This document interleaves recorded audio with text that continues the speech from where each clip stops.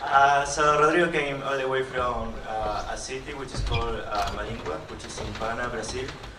He works in digital natives, which is mostly a software factory, I think. He has experience with Java, PHP, Python, and well, for sure he has experience in Erlang and Elixir. Today he's going to talk about programming. I hope to move your thinking from synchronous programming to asynchronous programming, which I think is a very interesting topic. Like, it was a hard thing to learn, at least for me. He's a developer who is driven by curiosity, and he loves hands-on experience.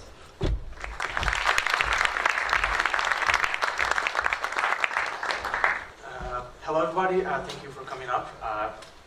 Rodrigo, my teammate is me, already made a lot of good introduction about me.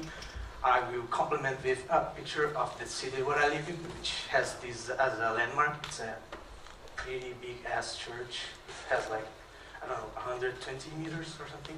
Yeah, it's called Cathedral, and it is a cathedral. And I work for a company called Digital Natives.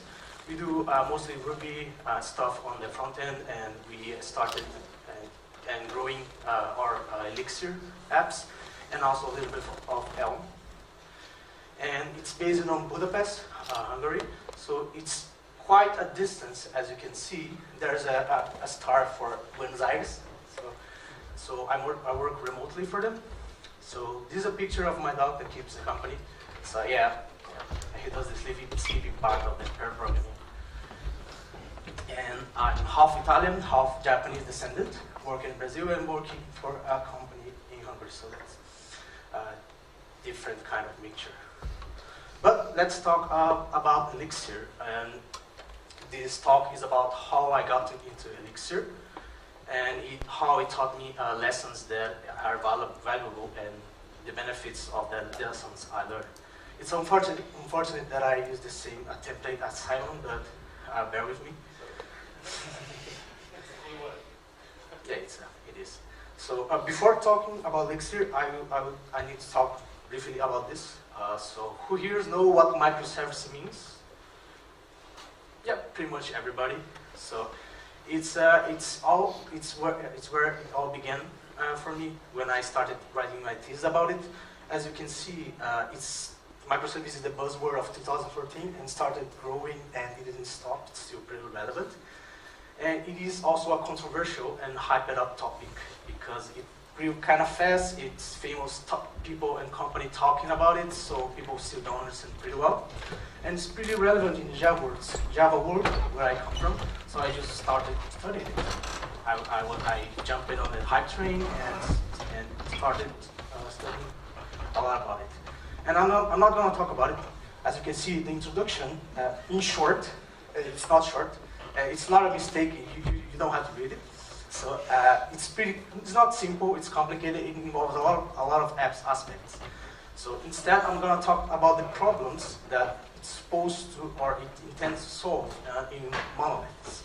So problems with monoliths comes when it grows. Monolith systems sometimes grows fast, grows too large, and starts having problems.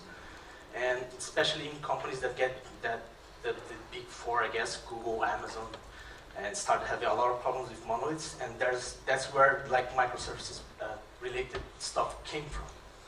So I'm going to briefly explain problems with monoliths overall. First one is availability. When one thing fails, everything comes down because everything is interconnected. It takes too long to bring up an instance, so granular releases are hard, and since it's hard, it gets clumped up every time, and it becomes a big release. And usually the systems, the popular ones, don't have a good hot code reload support. And usually has a single database, so the application comes down with the database. Second problem is the low productivity. Technical debt is something that happens. That's a lot. That's a broader term for things like fragile modules, dead code, duplicate code, and outdated or different versions of framework. And it gets really it clumps up really fast when you have a monolithic system, especially in the ecosystem we have today with startups, where we get the startup gets funded, it has like a deadline and a burn chart, and you have to deliver, and this technical debt gets crippled. Also, there's environment differences, things that works on the machine and doesn't work on another staging or production. You can't reproduce a bug, so you can't fix it. Their feature cycle time is this kind of same route as availability. The releases take too long to put into production, so it's less productive. And also because of that, rollbacks are painful. You can't roll back a single feature that had a problem. You have to kind of roll back the whole release. So that's also a problem. And the third one is scalability. So this has two perspectives: the technical scalability, which is kind of like scaling by copy, putting load balancer, and it's not really granular, so you have to copy the whole monolith. And also, I'm going to talk about later the organizational scalability as well. When you grow a system, you grow your team, it gets harder to manage over time. So, with those problems, I studied microservices a lot, and if I would use microservices practice and tools to solve that, how would I solve it? With which one should I start? Should I start with a monolith? That's straightforward. Most people do it, and it's fine. And most of them doesn't grow up to a point that they have those problems that it's too painful. And I've actually I experienced some first-hand project starting with microservices, and that was really a bad idea. There was scales issue, there was a productivity overhead, there was a steep learning curve for learning new tools. There was too many tools being used, unnecessary. So it was pretty awful to see, and also developers as well.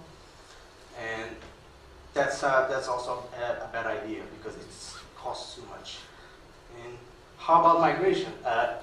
It's easy to try because you can just spin up a new service, but it also kind of has less impact on the monolith itself. But what also I've seen from my experience is that it takes too much planning and should be clearly motivated. Otherwise, it takes too long to happen, and it's not very effective. And after the end, I was like, do I really have to choose? Because microservices, it's not suited for everybody. It's just pretty hard to do. It applies burden on the individual developer, on the team, on the organizational. So I was looking for alternatives. So coming from Java, I looked at first language, Scala, Clojure, still runs on JVM, so it wasn't exactly my choice. And tools like Kafka, and load balancers with health checks, also part of the microservices system. And I was trying to look into a new kind of fresh perspective when I came to actor model. I kept digging, and I came to Erlang. So Erlang was cool, successfully managing telecom systems, near zero downtimes, and deals with network partitions, and it seems really like a good idea. So I said, cool, I'm gonna learn. And this is my first reaction. Apologies for the Erlang developers because I have a personal bad history with Prolog. So yeah, long story short, I hate it. And I look at the syntax, I was like, do I have to? Nah, okay. So also there was like documentation was not really approachable at the time. I didn't feel like. So and seemed like a kind of like a niche language, the way Erlang is, like, I guess, advertising. So that was kind of like naive of me, but it got me into Elixir. So it gets all the benefits from Erlang ecosystems and runtime, and I love it. So I'll talk a little bit about that experience.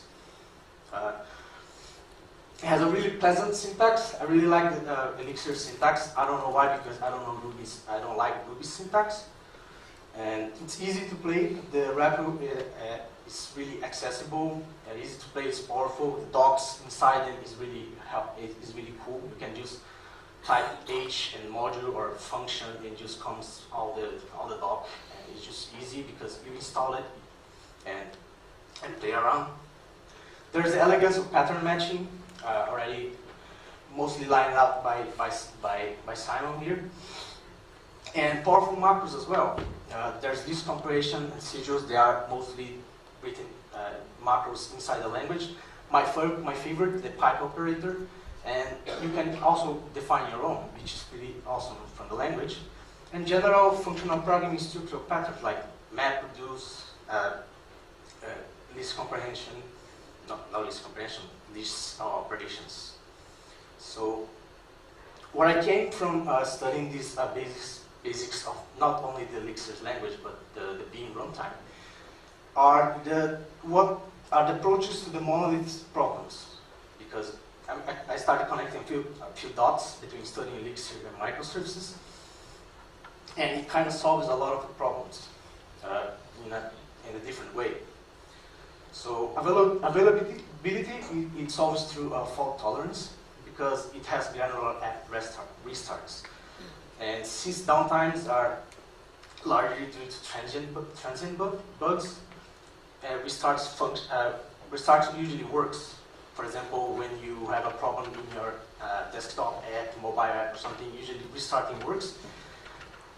Because sometimes the corrupt states, actual state is corrupted, so getting for a fresh restart is kind of eliminates the bug. And the granular app restarts, you can restart just parts of your application and not the whole, so availability is less affected. And it also, if it depends on each other, you can kind of restart the supervision tree as well. So that's a good approach. And process memory isolation, because if state is implicitly shared, bugs propagate. A process kind of like makes a state corrupt, and another process access it as well. It's going to spread through the whole system. So it's kind of like a good analogy. It's like drinking water from the same well.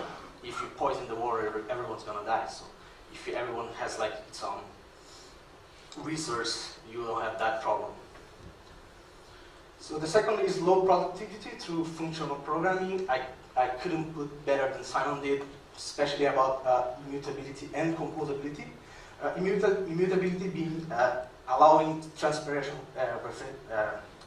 referential transparency. So data doesn't change underneath, like in the middle of the code. So it's easy to read and easy to write.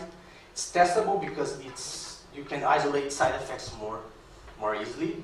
So a function that doesn't have a side effects is going to kind of work more predictably. So tests are more consistent. It's composable because functions are first-class citizens, so you can more easily compose, make smaller pieces and put together in a higher abstraction. And it is reusable as well, because you can pass around there's no implicit context, so you can pass around and it's not going to be affected by the color, just the arguments. And this low productivity problem solved by functional programming was also recently mentioned by José Valli in his Elixir Conf keynote. So it's a really good thing to know. Since I learned Elixir, it's been a really different experience programming. And also scalability through distribution. This is like more, not exactly through distribution, but it's more of a broader perspective. I'm going to talk about that later. But it has OTP apps because it's scaled individually. It allows location transparency. And seamlessly connected nodes, when you connect an Erlang node into another, and the third one, it connects to the whole cluster. And for scalability, that's a really good one. And also, And also preemptive scheduling. It allows long-running and short-running process to get along pretty well.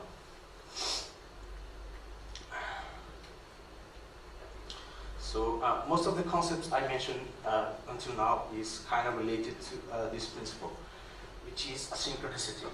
So it's a core principle of learning Elixir and also Erlang and Being itself. And it's a really hard to, I won't say hard, but different thing to learn, and it's not necessarily inherent on your daily life, depending on what things you do. So there's a few benefits of learning this concept, especially in a practical manner, using a language or a runtime. First, it teaches message orientation, because messages are copied from process to process, so you are kind of obligated to shrink data. You're going to pass only what's necessary. And it also makes you define clear interfaces.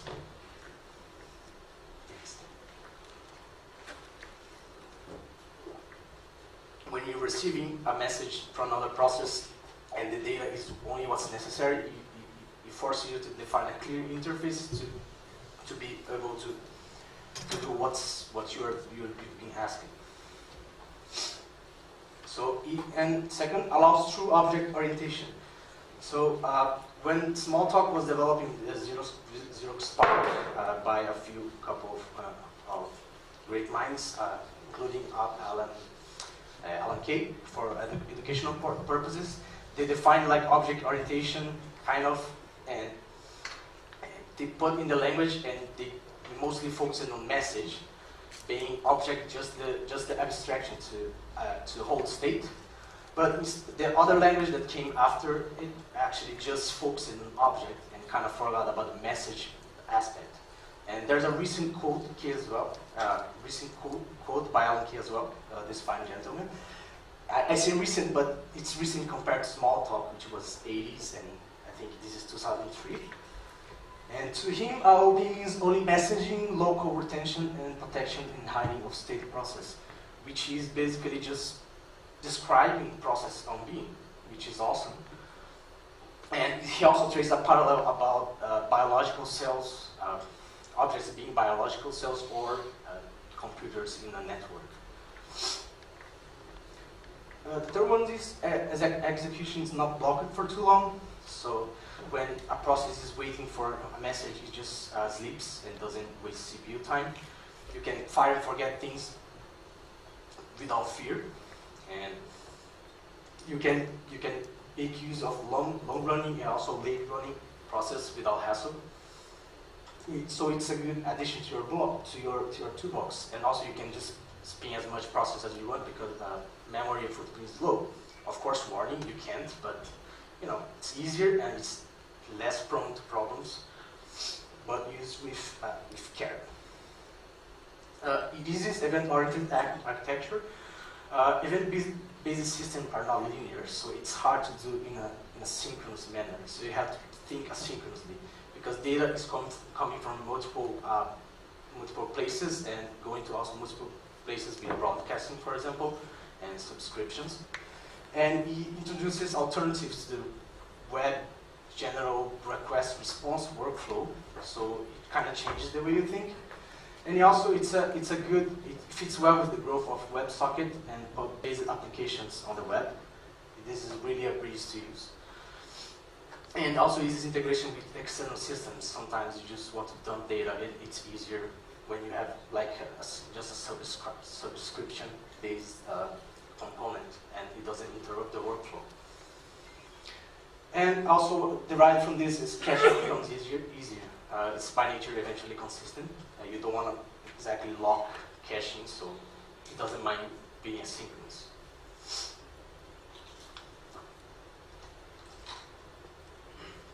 And kind of the second topic of my talk is this asynchronicity in the organizational perspective. As I mentioned before, I was going to talk about this.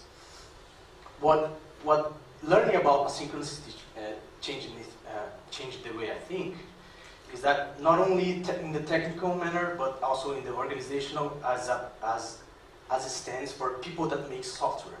So before explaining this, I will quote the Conway's law, which states that organizations which design systems are constrained to produce designs which are copies of the communication structures of these organizations. So when you not necessarily manage people, but live around people that make software, this is incredibly relevant. And when you think about it, and if it reflects in system designs, this is also interesting to learn about.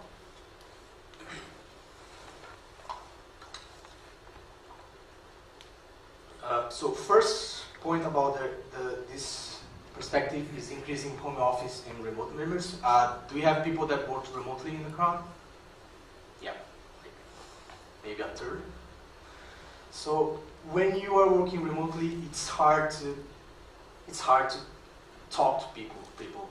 Not only like, of course, you are remotely, but in a call, for example. And then as an organizational grows, which was at first, as I mentioned, the problem with monoliths, is that teams grows as well. So teams, after when they grow,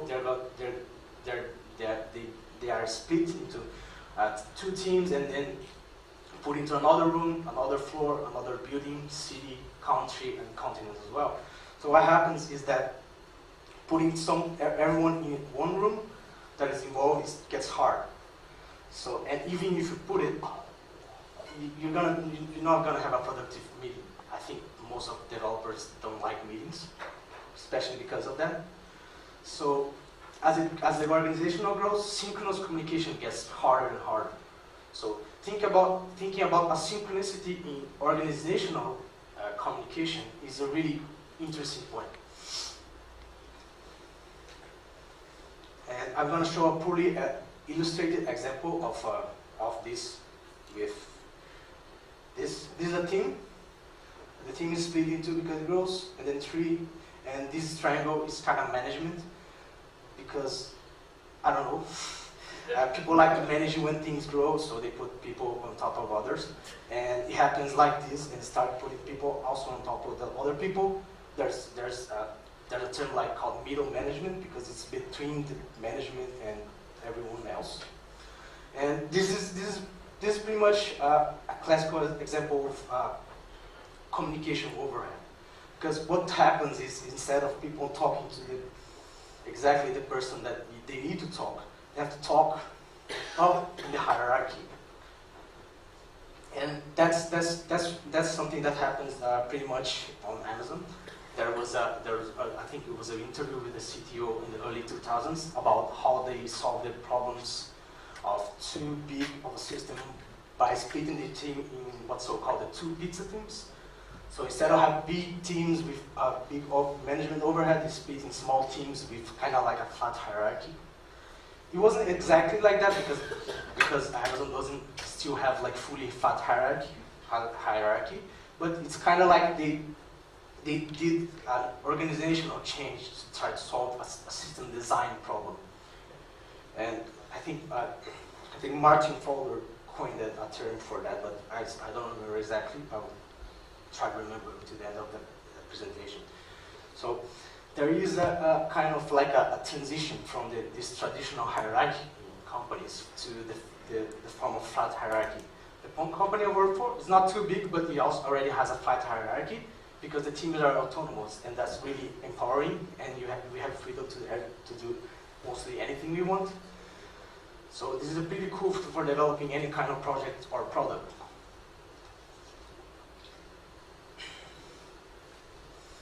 And you can trace a parallel on system design as well. You have a system that is layer-based, and it gets split into kind of modular-based.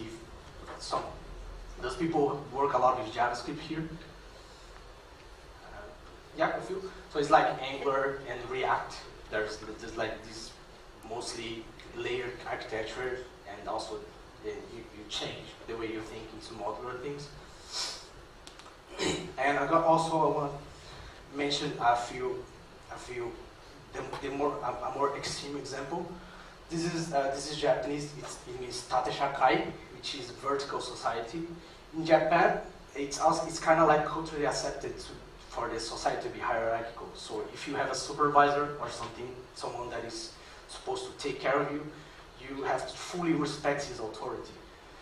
And this is also inside the organization, outside, and inside are more stricter because you kind of like have to, because otherwise you lose your job. But what happens is when you have two teams and you are a member of the team, if you need to talk to another guy on the other team, you can't talk to him directly. You have to go to your supervisor to talk to his supervisor, which is weird, but actually happens until today. Like really, last year we were working for a Japanese client, and in the first meeting we talked to this guy, and we were supposed to make an integration with his side, and said, okay, we sort out the details later. Oh, all right. Second meeting, he wasn't there, and we were like, now we started out with X about the integration. We'll talk to him later. He said, no, you can't talk to him. Talk to me. I'm going to talk to his supervisor, and his supervisor is going to delegate to someone, maybe not him. We were like, why is this necessary? So it was kind of like a cultural clash in a sense, because this formal hierarchy is still, I won't say still, but it's pretty common in companies, not necessarily tech companies. But the way it was strict there, it was interesting because we could count like 5 hops of communication to get into the guide that we had add on Skype. So it was really interesting. So we couldn't do this. It was either forbidden or just it was either unadvised or just forbidden. And most organizations today is trying to accomplish something like this, which is like a team that is autonomous and they communicate with each other. But also what happens with this is that there's too many people to talk about, and sometimes there's a project or a product or something internal that have to gather everyone to talk about it. The more teams you have, the more people you have to gather in one room and talk about as well. So when you add asynchronicity to this communication pattern, it gets kind of like easier.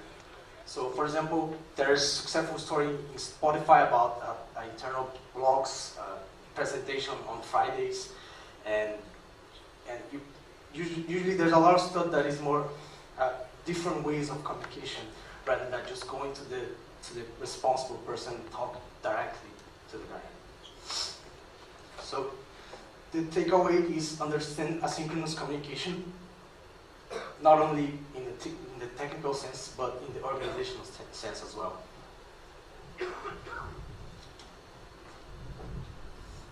Of course, there's a few drawbacks of understanding of these kind of new concepts. And the first one is functional programming. It's hard to learn because it's something hard to transition, especially if you are already used to OOP. For example, since I come to Java, in Java 8 there was an introduction of something like a lambda function. And it just just one feature of functional programming. And people were like either freaking out because this looks weird in the code, or just not using it at all. And it's really hard because it involves new construct, involves recursion, sometimes advanced math concepts. One of the things that Simon mentioned is the combinator. For example, there's Y combinator that allows anonymous recursive functions. And you don't deal with programming in the language, but when you study it, it's like mentioned a few times, and you kind of don't grasp it. And also things like immutability, which sounds like a waste of processing or memory, or which is when you come to functional programming, it doesn't click so easily. And also, asynchronous operation with relational data is hard. And when I say relational data, it's because we use SQL database most of the time. And if you want to program in an asynchronous manner, dealing with transactions is hard, and also distributing transactions or doing this kind of stuff is a pretty bad idea. So when we use things like Elixir and Erlang, and we have like a database of Postgres, you don't have, at first you don't have the freedom to just do things asynchronously as you wish, because you're gonna kind of lose consistency. So this is also a hurdle. Async branches workflow. So when you try to accomplish things in an asynchronous manner, it's hard to kind of describe like epics and stories and workflows when we are planning the system, because it kind of adds like time as a constraint. So it's hard to draw time in a table when you are discussing. And you eventually need to synchronize. And synchronization of data and state is prone to bugs, and usually intermittent bug, because you don't have the operational guarantee, like the order of guarantee, the guarantee of order, sorry. And also rolling back asynchronous operations are out of the question, but because usually you don't have the context of the caller. And in conclusion, I would like to say there's two main conclusions, and one of these is about functional programming. So it is like building application with Lego, where you build your own pieces, You kind of mark the pieces with side effects and put in like boundaries, and you build smaller pieces. It's too big, you split, or then you combine them. So it's pretty nice. And you can define also the interface as well. So it's pretty awesome to build things in. And asynchronicity is like saying post-its instead of talking to your colleague. So a post-it is like paper of this size, and you can't put so much on it. So you just put what is needed, and maybe send a few messages. And sometimes he's not going to be there. He's not going to answer. So you have to change the way you think about how you're going to communicate stuff. And also, when you come back to your desk, there's going to be a lot of post-its for stuff to do. So this is the kind of the main takeaway that I experienced working with this principle. And thank you.